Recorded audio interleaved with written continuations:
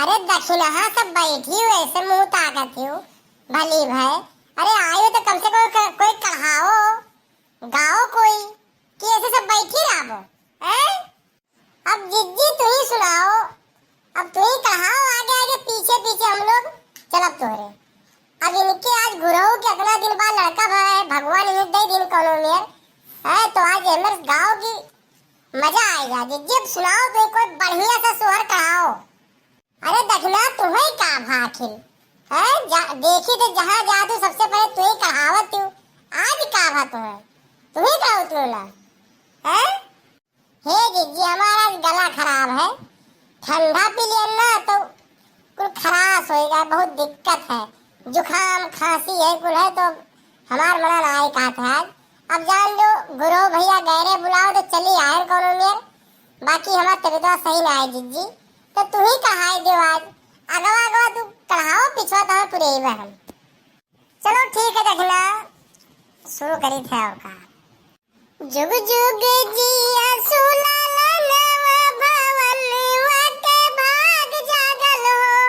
ओ जुग जुग जिया सुलाला नवा भवनवा के भाग जागल हो।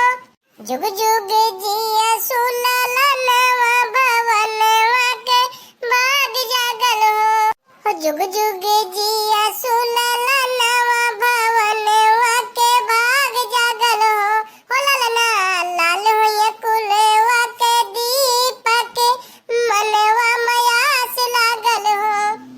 आजू के दिनवा सुहावन रतिया लुभावन हो।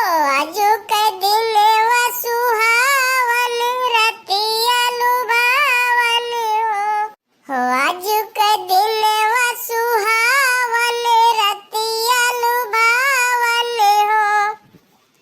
दिदिया के होरिला जन्म ले होरिलवा बड़ा सुंदर बाबुआ बड़ा सुंदर हो। ललना लाल होई कुलवा के दीपक मनवा मयास जागल हो। नकिया तो हवे जैसे बाबूजी के अखिया तो माई के हो।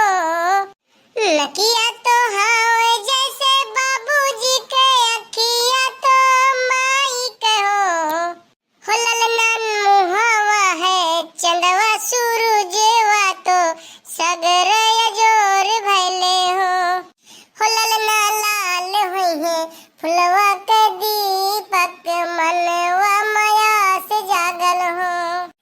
सासू सुहागन बड़ भागन अने धन लुटावली हो। सासू सुहागन बड़ भागन अने धन लुटावली हो।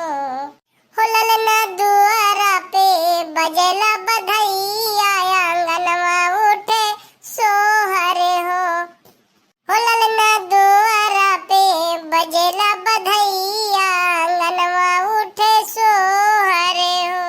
जुग जुग जिया सुलाला नवा भवनवा के भाग जागल हो।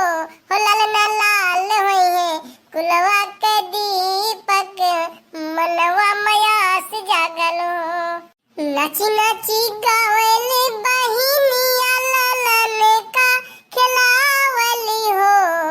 नाची नाची गावेली बहिनिया ललन का खिलावली हो। ललना हंसी हंसी पिहुकी चलावली रस बरसावली हो।